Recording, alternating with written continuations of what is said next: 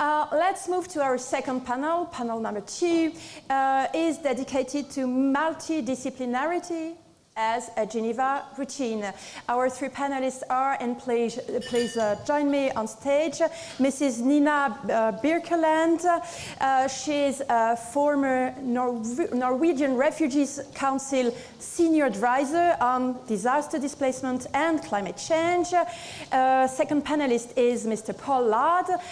Mr. Ladd is the Director of the UN Research Institute for Social Development till the end of the month, and also designated Honorary President of Greycells. And our second panel young discussant is Mrs. Lara Siebenhaar. She represents the Swiss Diplomacy Students Academy.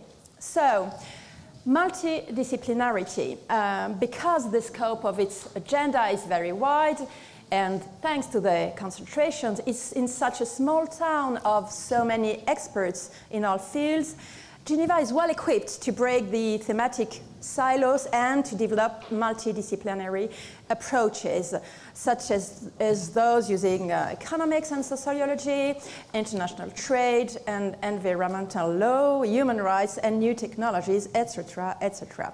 So, Mr. Paul Ladd, what is briefly the UN Research Institute for Social Development?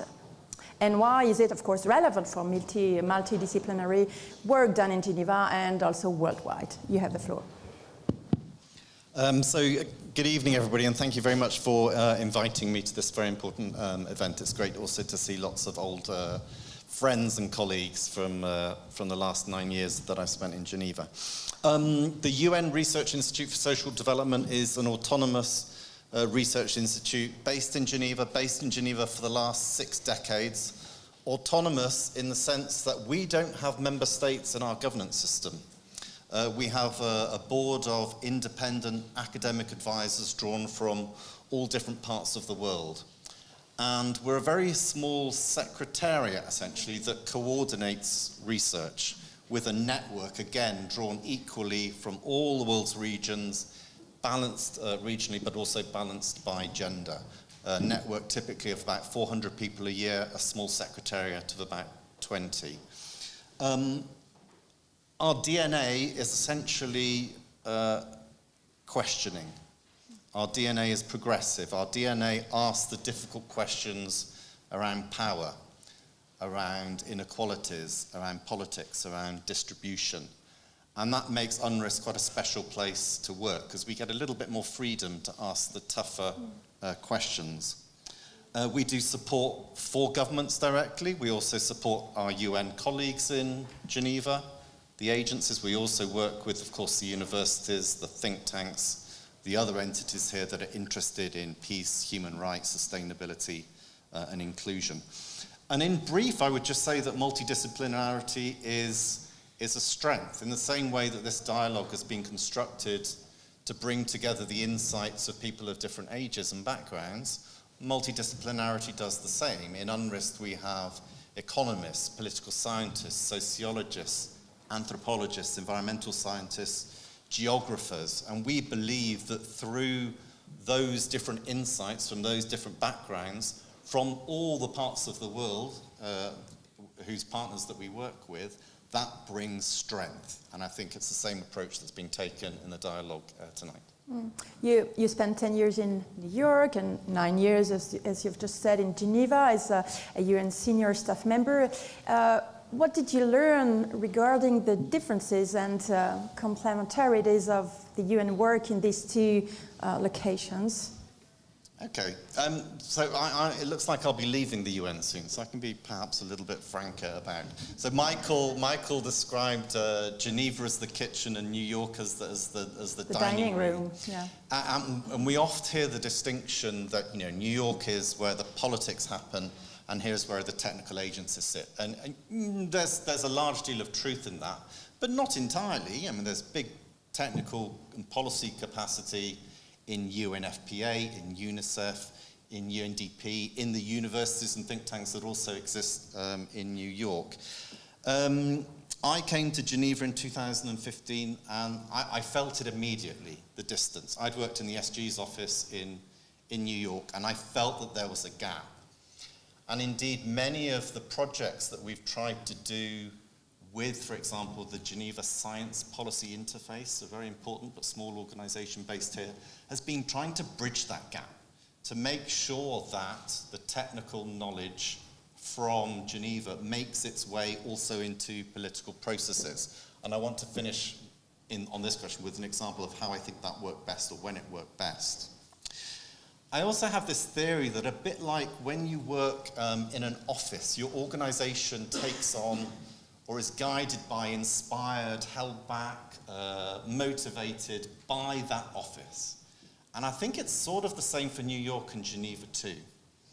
Geneva is such a beautiful, sort of accepting, considerate place to work. It's also perhaps a little bit slower than New York. New York is very fast, it's very reactive, perhaps it's certainly too reactive sometimes. Geneva is very methodical, quite careful, and perhaps a little bit slower. Now, I'm not attributing good or bad to slow or fast, but there is a cultural difference between working in Geneva and working in New York, and I think sometimes that drives the gap a little bit. The collaboration doesn't happen by accident. It needs to be deliberately designed. And of course, it's not just Geneva, New York, it's also Rome, it's also increasingly Bonn, it's Vienna, it's Nairobi. All of these have technical agencies that can contribute to this agenda. And the example that I wanted to give briefly of where I thought it worked very, very well was in the preparation for the SDGs, because there was a deliberative process over many years, which I think people found to get quite boring towards the end, because they thought that they talked about all this already, that incentivise collaboration between different parts of the UN and the member states to talk about sustainable development. One of my colleagues in UNDP at the time called it the biggest ever training for diplomats on sustainable development that ever happened. And each agency contributed. They saw what they could contribute to the SDGs. Governments were talking frankly about what their priorities were. And you ended up with an agenda, of course, that's quite sizable, but it's ambitious, and everybody participated, and the language is ambitious. But it had to be done deliberatively. You had to mobilize resources, you had to oil the wheels, you had to construct a process in which the skills and contributions of the different entities could be woven together into something then that was worthy of all that effort. And also, in doing so, built trust in a way that the SDGs landed much more squarely and firmly than the MDGs had 15 years before.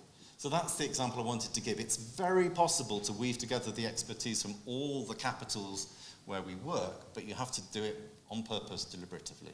Yeah, so you seem to have faith in a new eco-social contract, but and in also reforming our economic system for sustainability. But is this feasible? Is Geneva well equipped to put those ideas from theoretical model to practical policies? Yeah, in UNREST we work with the concept of ecological social contracts. And the argument, very, very briefly, I know we're running out of time, is that even social contracts from all parts of the world, but especially post-World War II social contracts that were created in Europe and North America after the Second World War, have broken down. Mistrust in government, mistrust in formal institutions, a stagnation of wages, very high inequalities, ecological destruction, polarized politics, fracture across different societies. And people feel that they don't really belong. And our argument is that societies will have to move to more inclusive and more ecologically minded social contracts over time. And that is happening already, particularly with young campaigners in sectors, in countries, on issues, campaigning for more inclusion and campaigning for processes which are more ecologically minded. So we think it's happening already. We call them ecological social contracts. We think it will happen over time. But what I think is at the crux of our unsustainability is how we incentivize and govern our economic system, which includes trade, as Raymond was talking about earlier, but fundamentally rests on our obsession with growth and our commitment to overconsumption.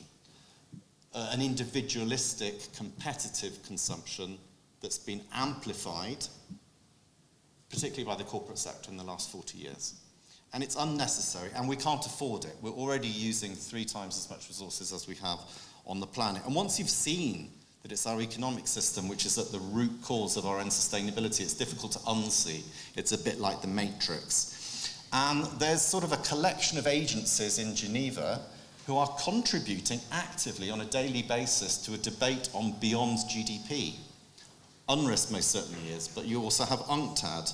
You have OHCHR working on human rights-based economies. You have the Special Rapporteur, Olivier de Schutter, pulling a big report together on post-growth and degrowth. So there's a lot of activity here.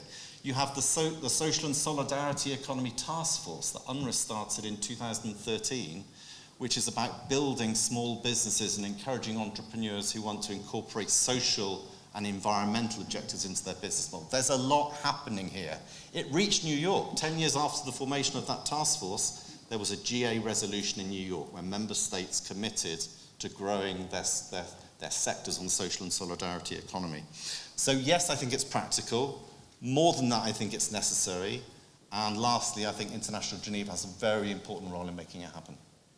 Thank you, Mr. Ladd, for those very encouraging and helpful words. I'll give now the floor to Mrs. Nina Birkeland. As a former Norwegian Refugees Council senior advisor, you'll talk to us about climate change and human mobility. So your area of work and research concerns the impact of climate change on human mobility. Could you explain this concept of human mobility and why it matters, and also why it matters at the multilateral level? Yeah, no, thank you, and thank you everyone for still being awake and paying attention. When we talk about human mobility, that's a very cryptic term, and I think many is like, what is that? And why I wanted to put this in here is also very much that when I started to work on displacement and climate change, when I started, we didn't call it climate, we called it the environment. But simplified, in the late 80s, in the 90s, people started to realize you can't just talk about refugees from conflict and violence. You also need to talk about, one, how does the environmental degradation, climate change, impact those fleeing, but also how can that be a source of displacement? I will not go through all the different discussions, but one of the things which I think is interesting seen from the Geneva perspective is that 10, 15 years ago, not many people talked about climate change and displacement. Humanitarians would say, yes, it might be important, but we need to save lives. We can't talk about climate and environment. And a little bit on the other side, that displacement thing, why is that important? Back in 2011, something very important happened in the climate change negotiations. It did not happen in Geneva. It happened in Cancun when that year's conference of the parties under the UNFCCC, the climate change negotiations, took place. Some smart people thought we need to get displacement, migration into the climate change negotiations. This is a big issue. It's a lot of power, it's a lot of resources, and this is where a lot of the issues will lay in the future. No one wants to mix migration, displacement, and climate change. It's too political, it's too sensitive. So they called it human mobility. It's slipped into the text with a parenthesis saying this means displacement, migration, and planned relocation. So having a term that is neutral and is not stopped and redlined because some people think this is wrong meant it was suddenly a space to work on it. A lot of people from us on the NGO side, researchers, UN people, and states thought, no, UN, Geneva, will pick this issue up. We looked at the UN organizations working on displacement and migration, but it didn't really happen. So in the end of 2011, you had Switzerland and Norway coming together at a big meeting of UNHCR and saying, well, we need to deal with this issue. UN, they didn't say it like that, but UN is not ready to take it yet. Let states come together in collaboration with the UN organization, in collaboration with NGOs, academics, etc. And something called the Nansen Initiative was created. So this process has been based in Geneva since the very beginning. And I think no one questioned at that time that that shouldn't be based in Geneva. You have the UN, but you also have a space where you can actually work together, less political than, for example, if you had put this secretariat in New York. I also think it's linked to some countries taking a lead. So Switzerland was very clear, this is an issue, and they also put money on the table, not just saying it's important. And I think this is also what we see, is that decisions, but also needs to come with resources and interest. At this time, this was an issue where people who work technical could work together, and you were allowed to do a lot of things. And we really got a strong collaboration between many different actors who normally maybe not work too much together. So kind of coming back to this, human mobility was a way to label it. You got it into the system, and then you start to fill it. Yeah. How should we protect the rights of the populations displaced by climate change? Is the refugee laws applicable? Yeah, and when we went to the climate change negotiations, people said, yes, climate refugees, put them into the refugee convention, case solved. Those of us who had worked on refugee rights for many years before we started on climate change, like, no, don't even touch the refugee convention. Any attempt to negotiate that will come up with a weaker document, and it will take decades. And also, yes, there's a lot of space in the refugee law and policy to protect people who are displaced in the context of climate change, but that is really about persecution. So what many said is that let's be very pragmatic while we're also principled. So try to insert this issue into a lot of ongoing processes and make use of what's already there, and not spend time to make a new convention that everyone will agree to, because that's too slow. We would still be negotiating. With this process that was a bit outside the UN, but in close collaboration with the UN, you were able to come up within 3 years a declaration that more than 100 states signed on to. This is an issue we need to do something with, and you need to look at it at different ways in different regions based on what is the space, both concretely, but also what's the political and power game in different regions. So you would say Geneva, as we hear tonight to talk about International Geneva, is the appropriate location to address these flows, new flows of new climate displacement population? Yeah, no, definitely. And I think what is important is that the two UN organizations that work with people on the move, IOM and UNHCR, have their headquarters here in Geneva. But you also have, that some people talked about in the study that was presented, you also have quite a few NGOs who are here, who have the expertise. You have states, and you had the willingness to actually talk about it. So in this process, you had a state-led process set up. In the beginning, it was Norway and Switzerland leading it. And as it moved on, it was then Germany and Bangladesh co-chairing. It was then France and Fiji. Currently, it's Kenya being the chair of this process, together with the EU. But it's always been kind of out of the Geneva environment, and it also, of course, linking not only to the people on the move, but also you have UNDRI, the United Nations Disaster Risk Reduction Office here. You have OHCHR, so you have a lot of other the UN organizations where you need to tap into to have some progress for people on this. Thank you very much, Mrs. Nina Birkeland. I give now the floor to a young discussant from this second panel, Mrs. Lara Siebenhaar from the Swiss Diplomacy Students Academy. Thank you so much. So we've talked about them, or us, a lot today, the youth, and how we can take them into account. And it was quite shocking to me to see the results of your survey saying that almost all the youth doesn't feel themselves heard. They're not being taken into consideration. And I think that's something that needs to be changed, is already being changed. I mean, there are a lot of programs taking into account the youth, of course, but this needs to be continued, and also in Geneva, in the UN 2.0, this needs to be an important part, representation of the youth. But in order for the youth to be part of the solution, there also needs to be education.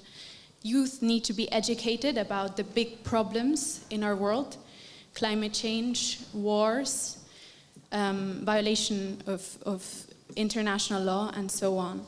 So that's also one important role that multilateralisms and our states have to take on. We have to educate our youth, and for that being done, we also have to be on the same platforms that they are. So I think multilateralism and International Geneva should also move on TikTok, YouTube, and all those platforms, because that's where the youth are. That's where they are actually educating themselves. And what is very alarming also in relation to that is how there's a lot of misinformation on these platforms. And I think that's another important role and problem multilateralism has to address is regulating those platforms,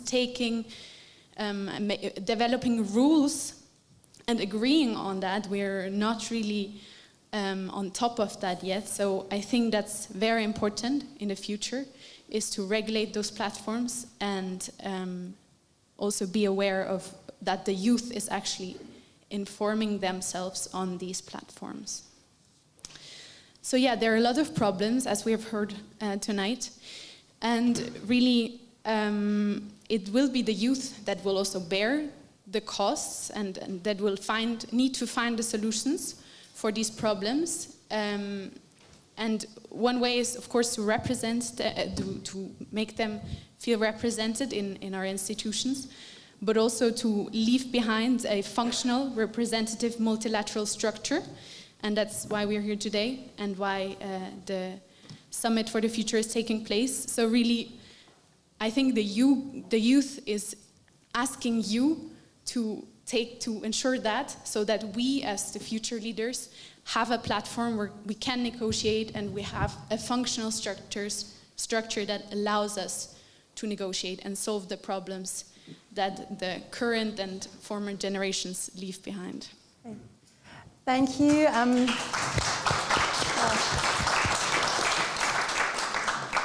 Mr. Ladd, a short comment of what you've just heard from our young discussant.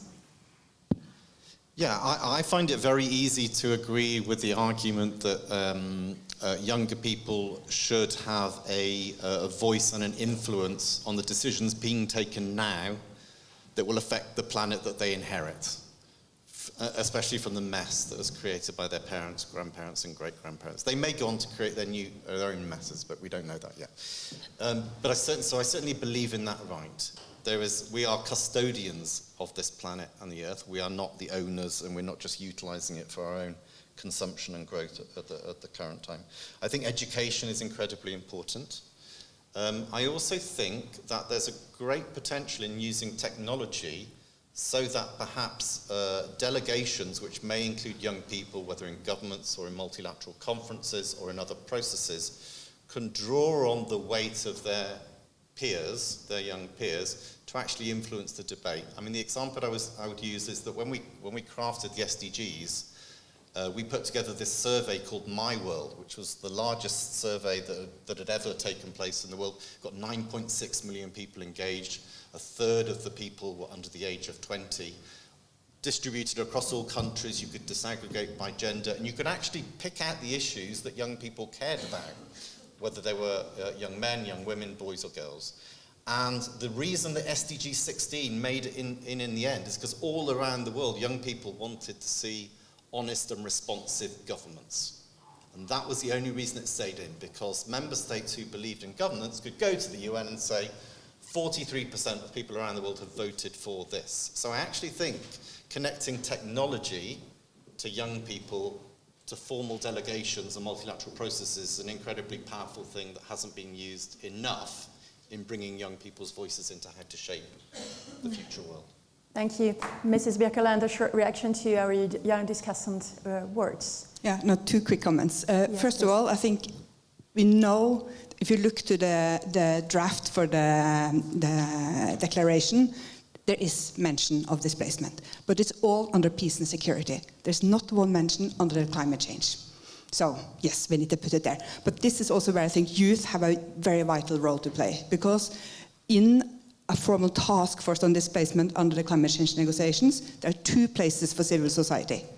One is held by YONGO, which is the youth constituency. So I think, again, how do we here in Geneva also work with the different youth constituencies that are within the UN system in other locations? So again, going back to where we started this afternoon, on the kitchen, the dinner, but none of this will happen despite the best chefs unless you have the ingredients. And these ingredients will very often be brought by youth and other groups that are not formally represented in the UN system. So again, when we use this way, make sure that we have good ingredients and we bring them from everywhere.